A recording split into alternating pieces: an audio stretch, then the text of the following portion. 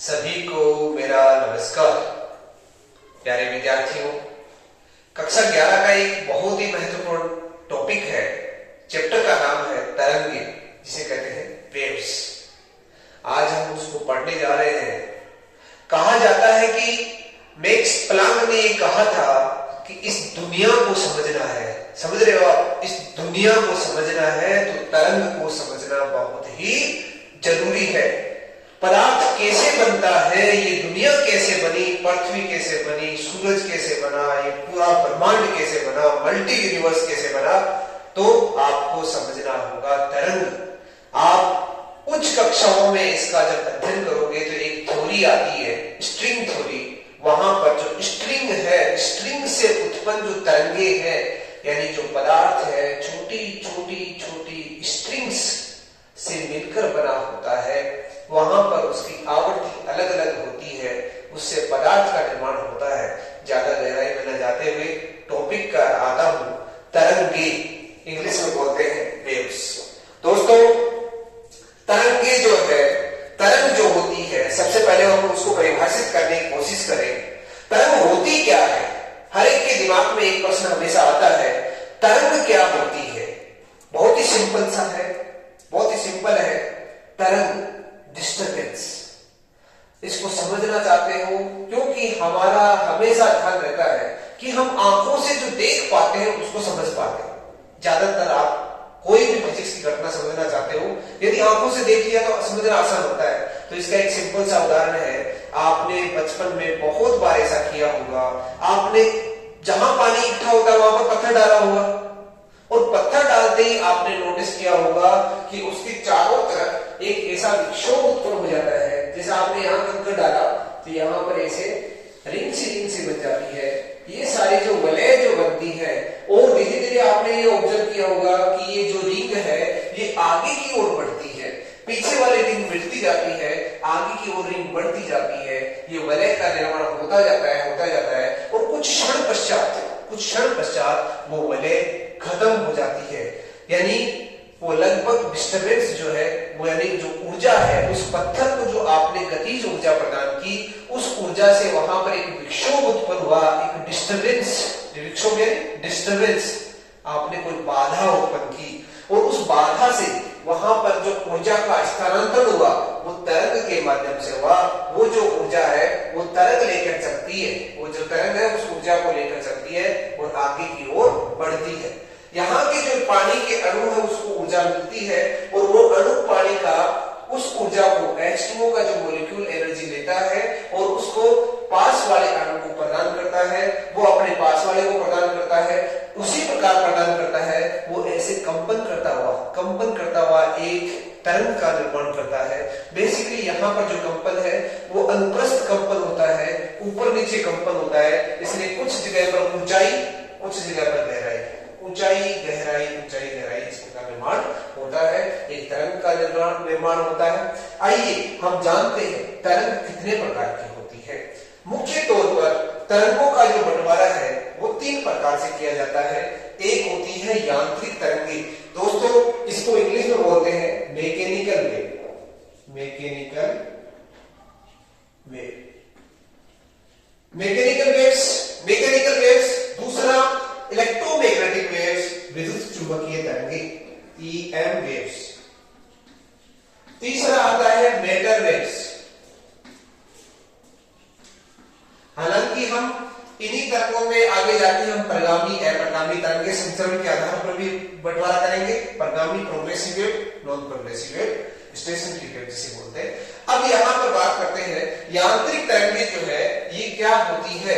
यांत्रिक तरंगे वे तरंगे होती है जिनको संचरण के लिए माध्यम की आवश्यकता होती है, यानी बिना माध्यम के ये ऊर्जा का स्थानांतरण एक जगह से दूसरी जगह नहीं कर सकते।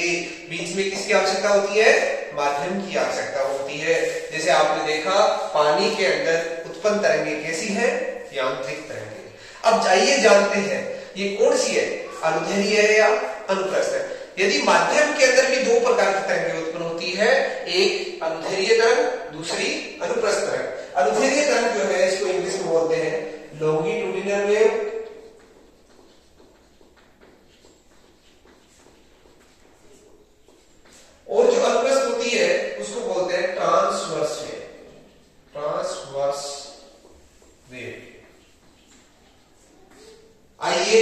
को हम अलग अलग जानने की कोशिश करते हैं।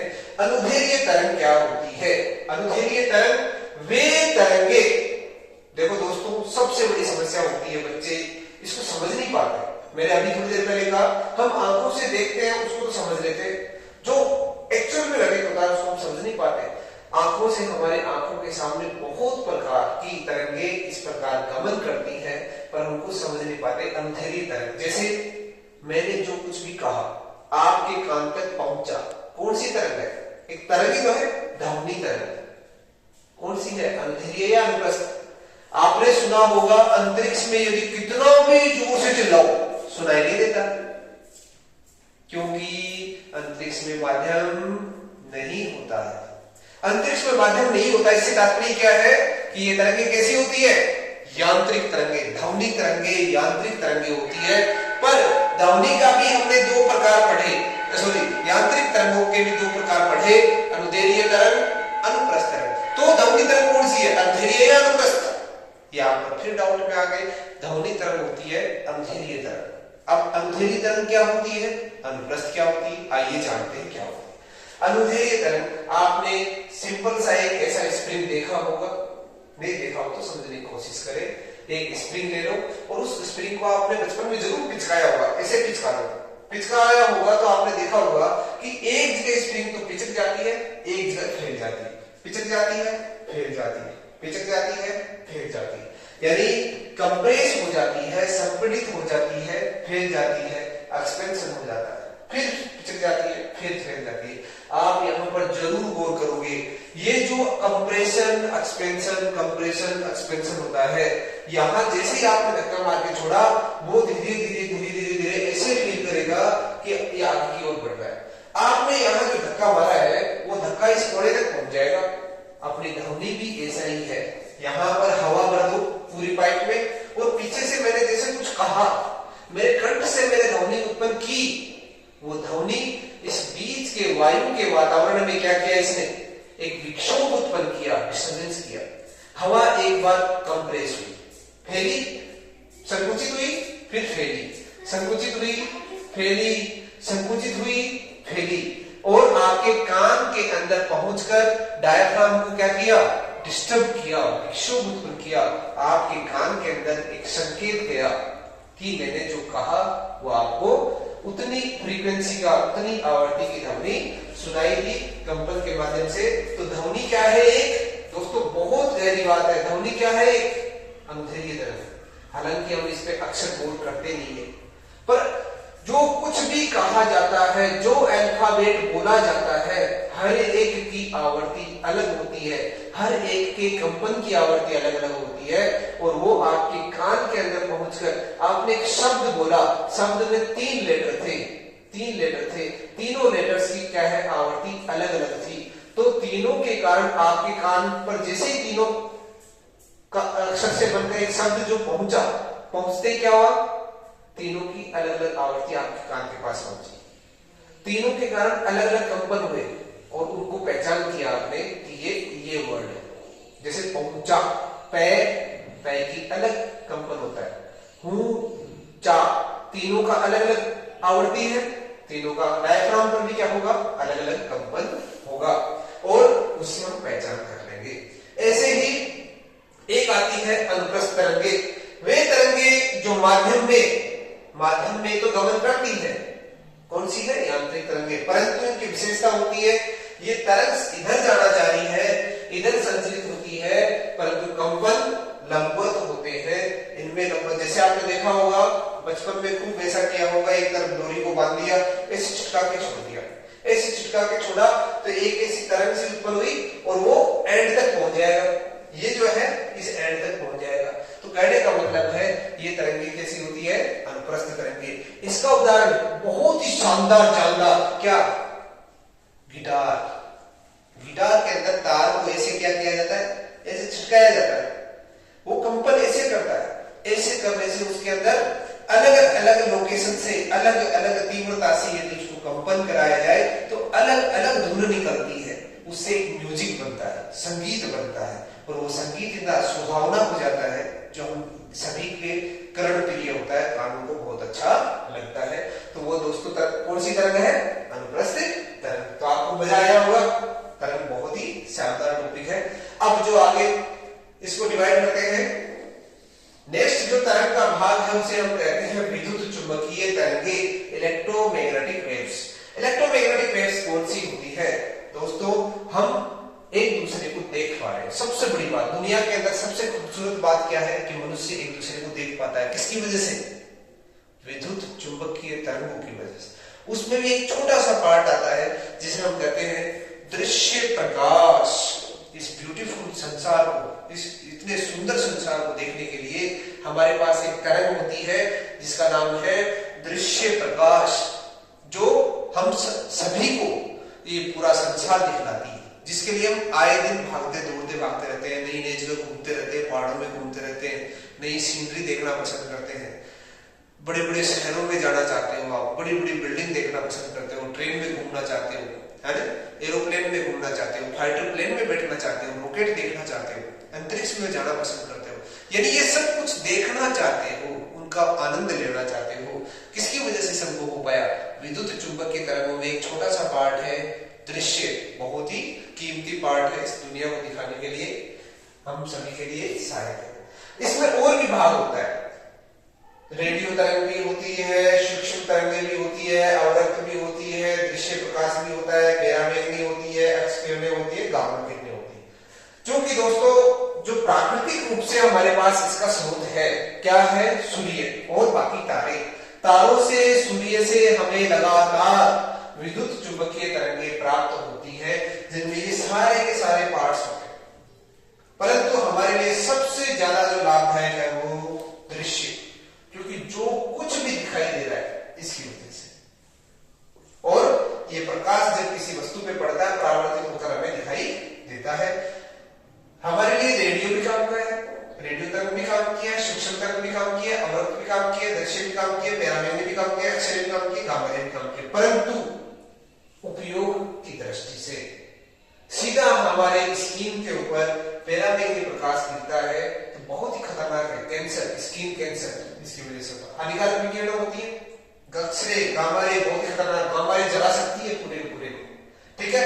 हालांकि इनका उपयोग भी है, इनका नेगेटिव भी है तो उपयोग भी। उपयोग क्या है? गामा किरणों से हम क्या कर सकते हैं? कैंसर ट्रीटमेंट कर सकते हैं, कैंसर की जो सेल्स है, ट्यूमर्स है, उनको हम डैमेज कर सकते हैं। अक्सर क्या काम आता है, आए दिन आपको मालूम है जुकाम हो गया, बुखार हो गया, जुकाम होते ही आप क्या कराते हो? लंग्स का एक्सरे कराते हो कि वहां पर कफ तो नहीं है, तो एक्सरे से हड्डी कोई ब्रेक हो गई है तो हड्डी क्रेक होने से, क्रेक हो तो क्रेक का पता करने के लिए एक्सरे काम में लेते हैं, आए दिन काम में लेते हैं, तो एक्सरे बहुत ही काम का। पैरामैग्नी क्या काम आता है? बहुत लंबी चीजें, किसी को आंख से दिखाई देना कम हो गया, चश्मा लगाता है, चश्मा को हटाना है, क्या करेंगे? यूवी लेजर से ट्रीटमेंट कराएंगे, पैरामैग्नी किरणों से ट्रीटमेंट कराकर आंख का जो है दृष्टि सही हो जाती है।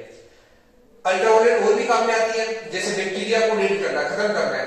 स्विमिंग पूल के अंदर बहुत सारे लोग एक साथ स्नान करते हैं, उसके अंदर क्या हो जाते हैं? बहुत सारे बैक्टीरिया आ जाते हैं जो बहुत ही हानिकारक है, स्किन पर क्या हो जाती है? एलर्जी वगैरह हो जाती है। तो स्विमिंग पूल वाले क्या करते हैं? उसके अंदर यूवी रेज इंसिडेंट कराते हैं और उस पानी को शुद्ध करते हैं। शुद्ध करने का ऐसा तो मतलब है नहीं कि उसके अंदर एक छलनी लेके गए, पानी को पूरा छान लिया, संभव ही नहीं है। और छलनी से पहली बार बैक्टीरिया निकलेगा नहीं, क्योंकि बहुत स्मॉल होता है ना। तो उस बैक्टीरिया को किल कैसे करें, खत्म कैसे करें? खत्म करने के लिए हमारे पास क्या है? पैरामैग्नी किरणें हैं, उनको हम डालकर उन बैक्टीरिया को खत्म कर सकते हैं। दृश्य प्रकाश बहुत ही शानदार जानदार दुनिया को देखने के लिए। अवरक्त तरंगे क्या काम आती है? अवरक्त तरंगे जैसे किसी को मसल्स में पेन होने लग गया, दर्द होने लग गया, क्या करो?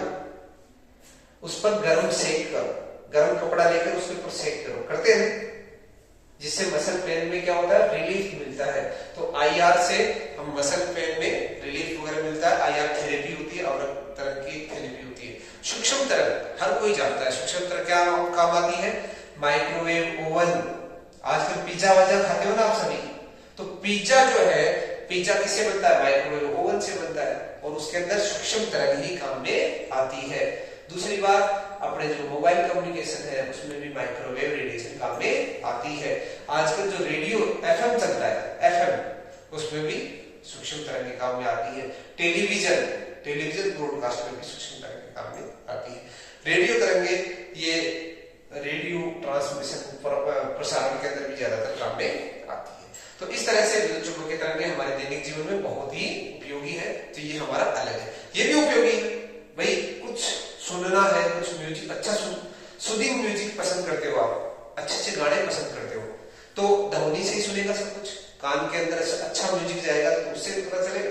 तो अनुदैर्घ्य तरंग, आपको गिटार उससे संगीत पसंद है, अनुप्रस्थ तरंग है ना। तो ये सारे सारा क्या है, अलग अलग। ये एक नया चीज आ गई, द्रव्य तरंगे। डी ब्रोगली ने एक्सप्लेन किया था द्रव्य तरंगे, मैटर वेव्स। उस टाइम में एक वैज्ञानिक हुए डेविसन और जर्मर, दो वैज्ञानिक थे, दोनों ने मिलकर एक तरंग जो है उसके बारे में अध्ययन किया। और डेविसन जर्मर का जो प्रयोग है वो ये कहता है कि जो इलेक्ट्रॉन होता है उस इलेक्ट्रॉन को यदि तेज गति से दौड़ाया जाए, उसको एक्सेलरेट किया जाए, त्वरित कराया जाए, गति कराई जाए, तो वो एक तरंग बन जाती है।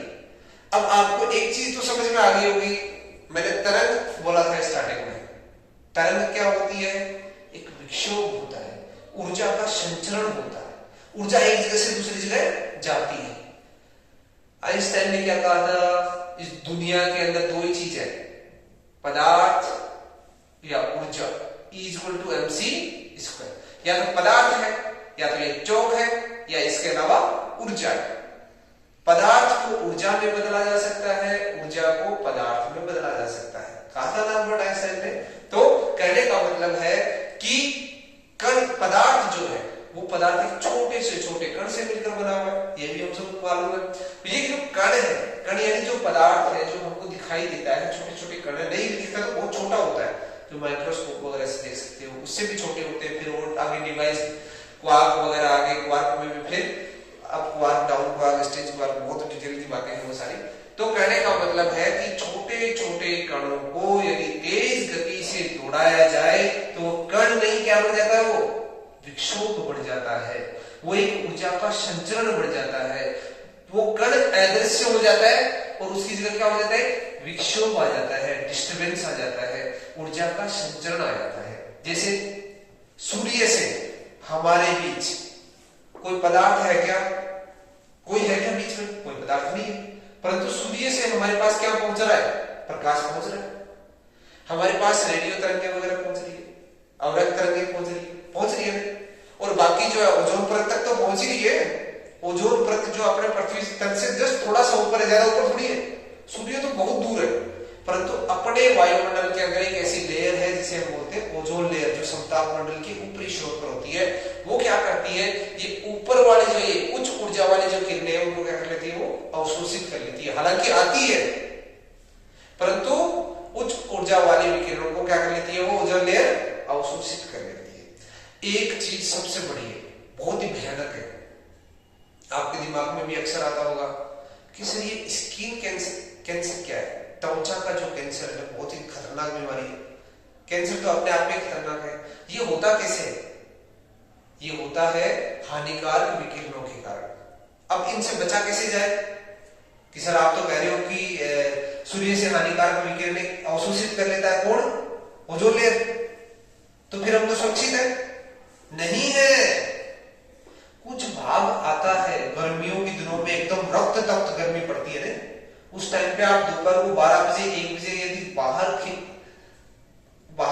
घर से बाहर हो और तेज धूप में बैठे हो, आपके ऊपर अल्ट्रावायलेट रे गिरती है और उनकी वजह से क्या होता है, स्किन कैंसर होता है। तो हमेशा इससे बच के रहना चाहिए, तेज धूप में कभी नहीं निकलना चाहिए। बचने का तरीका क्या है, भाई मजबूरी होगी बाहर ही निकलना, क्या करेंगे, आजकल बहुत सारी सनस्क्रीन वगैरह आती है, तो इसमें लोग लगा लेते हैं, स्किन पे लगा लेते हैं, जिससे क्या है हानिकारक किरणों से बचा जा सकता है। बहुत सारी कंपनियां निकालती है इस तरह का प्रोडक्ट, तो वो इसलिए निकालती है हानिकारक किरणों से बचने के लिए, जिससे अपनी स्किन के ऊपर वो पैरामैग्नेटिक किरणें नहीं पड़ती है। तो इस प्रकार ये एक छोटा सा टॉपिक कंप्लीट होता है।